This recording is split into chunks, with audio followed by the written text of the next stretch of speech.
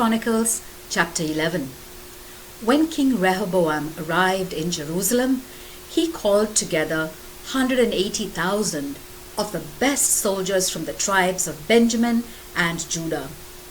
He intended to go to war and restore his control over the northern tribes of Israel.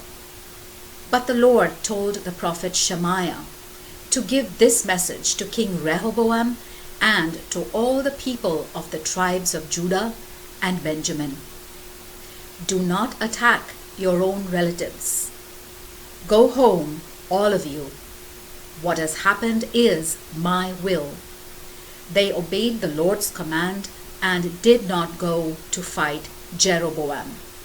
Rehoboam remained in Jerusalem and had fortifications built for the following cities of Judah and Benjamin: Bethlehem, Etam, Tekoa, Beth-zur, Soko, Adullam, Gath, Maresha, Ziph, Adoraim, Lachish, Azekah, Zorah, Aijalon, and Hebron. He had them strongly fortified and appointed a commander for each of them, and in each one he placed supplies of food, olive oil, and wine, and also shields and spears. In this way he kept Judah and Benjamin under his control. From all the territory of Israel, priests and Levites came south to Judah. The Levites abandoned the pastures and other land and moved to Judah and Jerusalem because King Jeroboam of Israel and his successors would not let them serve as priests of the Lord. Jeroboam appointed priests of his own to serve at the pagan places of worship and to worship demons and the idols he made in the form of bull calves.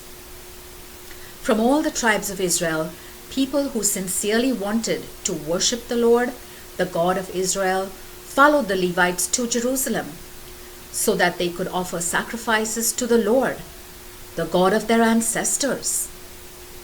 This strengthened the kingdom of Judah, and for 3 years they supported Rehoboam, son of Solomon, and lived as they had under the rule of King David and King Solomon. Rehoboam married Mahalath, whose father was Jerimoth, son of David, and whose mother was Abihail, the daughter of Eliab and granddaughter of Jesse. They had 3 sons, Jeush, Shemariah, and Zaham. Later he married Maacah, the daughter of Absalom, and they had 4 sons, Abijah, Attai, Ziza, and Shalomith. In all, Rehoboam had 18 wives and 60 concubines, and he fathered 28 sons and 60 daughters.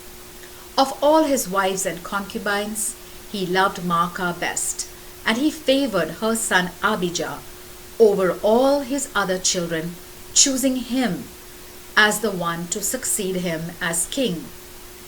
Rehoboam wisely assigned responsibilities to his sons and stationed them throughout Judah and Benjamin in the fortified cities. He provided generously for them and also secured many wives for them.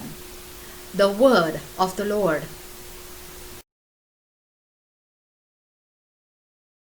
A reading from 2 Chronicles chapter 12. As soon as Rehoboam had established his authority as king, he and all his people abandoned the law of the Lord. In the 5th year of Rehoboam's reign, their disloyalty to the Lord was punished. King Shishak of Egypt attacked Jerusalem with an army of 1,200 chariots, 60,000 cavalry, and more soldiers than could be counted, including Libyan, Sukkite, and Ethiopian troops.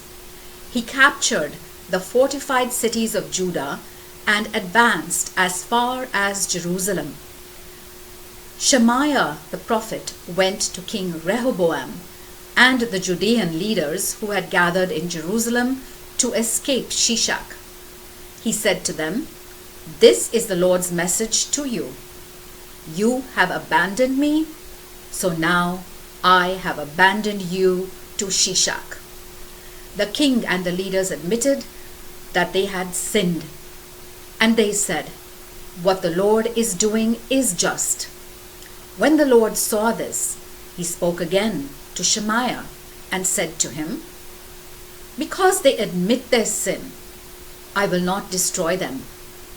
But when Shishak attacks, they will barely survive. Jerusalem will not feel the full force of my anger, but Shishak will conquer them, and they will learn the difference between serving me and serving earthly rulers." King Shishak came to Jerusalem and took the treasures from the temple and from the palace. He took everything, including the gold shields that King Solomon had made. To replace them, Rehoboam made bronze shields and entrusted them to the officers responsible for guarding the palace gates.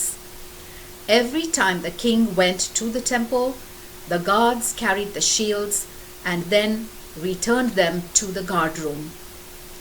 Because he submitted to the Lord's anger did not completely destroy him, and things went well for Judah. Rehoboam ruled in Jerusalem and increased his power as king. He was 41 years old when he became king, and he ruled for 17 years in Jerusalem, the city which the Lord had chosen from all the territory of Israel as the place where he was to be worshipped. Rehoboam's mother was Naamah from the land of Ammon. He did what was evil because he did not try to find the Lord's will. Rehoboam's acts from beginning to end and his family records are found in the history of Shemaiah the prophet and the history of Iddo the prophet. Rehoboam and Jeroboam were constantly at war with each other. Rehoboam died and was buried in the royal tombs in David's city, and his son Abijah succeeded him as king. The word of the Lord.